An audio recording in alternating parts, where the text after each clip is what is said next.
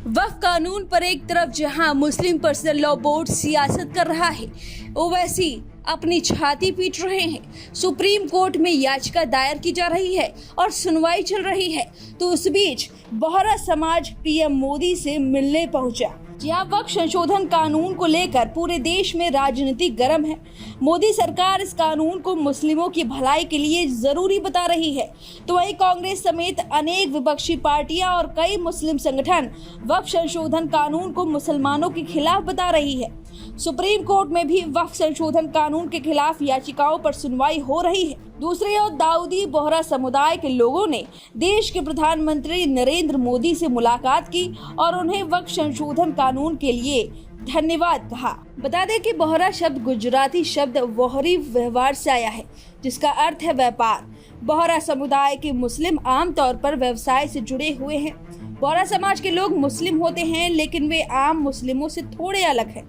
20 लाख से ज्यादा बोहरा लोग महाराष्ट्र, मध्य प्रदेश, राजस्थान, कोलकाता, चेन्नई आदि स्थानों पर प्रमुख रूप से रहते हैं। बोहरा आम मुस्लिमों की तरह ही शिया और सुन्नी होते हैं। दाऊदी बोहरा शियाओं से ज्यादा समानता रखते हैं, वही सुन्नी बोहरा हनफी इस्लामिक कानून को मानते हैं। बोहरा समाज इसलिए पीएम मोदी से बेहद खुश है क्योंकि वक्फ अधिनियम 1995 में कई संशोधन प्रस्तावित किए गए हैं। इसमें वक्फ बोर्ड का नाम बदलने से लेकर महिलाओं को प्रतिनिधित्व प्रदान करने और बोहरा और अखाखानियों के लिए अलग औकाफ बोर्ड बनाने तक के प्रस्ताव हैं। प्रस्तावित विधेयक में कोई संपत्ति वक्फ संपत्ति है या नहीं, यह तय करने की बोर्ड की शक्तियों में संबंधित विवादास्पद धारा 40 को हटा दिया गया है। महिलाओं को प्रतिनिधित्व सुनिश्चित करने के लिए विधेयक में केंद्रीय वक्फ परिषद और राज्य वक्फ बोर्डों की व्यापक आधार वाली संरचना प्रदान करने और मुस्लिम महिलाओं और गैर मुसलमानों का प्रतिनिधित्व सुनिश्चित करने का प्रस्ताव है। यह बोहरा और आगा खानियों के लिए अलग औकाफ बोर्ड की स्थापना का भी प्रावधान करेगा।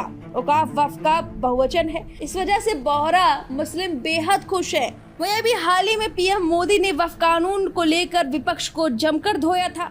उन्होंने कहा था कि अगर वक्फ संपत्तियां इतनी ही मुसलमानों के लिए काम करती तो क्या आज मुसलमानों के बच्चे पंचर नहीं बनाते। उन्होंने विपक्ष को घेरते हुए कहा कि अगर कांग्रेस चाहती है इतना ही भला करना मुसलमानों का, तो अपने पार्टी में किसी मुसलमान को अध्यक्ष क्यों नहीं बनाते। वहीं सुप्रीम कोर्ट में इस पूरे मामले पर सुनवाई जारी है। कपिल सिब्बल इस कानून के खिलाफ में याचिका दाखिल करके इस पर दलील दे रहे हैं। वहीं सॉलिसिटर जनरल तुषार मेहता सरकार की तरफ से खड़े हो रहे हैं और अपनी दलील पेश कर रहे हैं। दूसरे दिन की सुनवाई में सबसे अहम मुद्दा था गैर मुसलमानों की एंट्री का, जिस पर सीजीआई संजीव खन्ना ने पूछा कि आखिर हिंदू बोर्ड में गैर मुसलमानों की एंट्री होती है और क्या बोर्ड में जरूरी है गैर मुसलमानों की एंट्री। इस पर तुषार मेहता ने जो दलील दी उसे सुनकर सीजीआई ने उन्हें टोक दिया।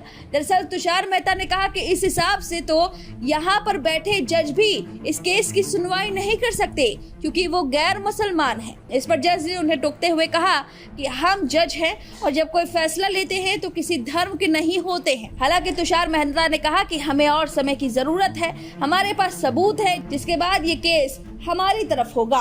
और इस पर सुप्रीम कोर्ट ने 7 दिन की मोहलत दी है केंद्र सरकार को। सबूत आएंगे और फिर निर्णय होगा। देखना है क्या कुछ होता है। फिलहाल बोहरा समुदाय बेहद खुश है। वहीं और भी मुस्लिम समुदाय हैं जो केंद्र सरकार के पक्ष में हैं और इस कानून का समर्थन कर रहे हैं। वहीं ओवैसी और all India Muslim personal law board जैसे संगठन लगातार मुसलमानों को भड़काने की कोशिश कर रहे हैं। उनका कहना है कि ये बिल मुस्लिम विरोधी है, उनकी संपत्तियां सरकार हड़पना चाहती है, जबकि सरकार का कहना है कि ये गरीब मुसलमानों के लिए हितकारी कानून है। अब इस पूरे मामले पर आपकी क्या राय है, हमें कमेंट करके जरूर बताएं। वीके न्यूज, राष्ट्र के नाम।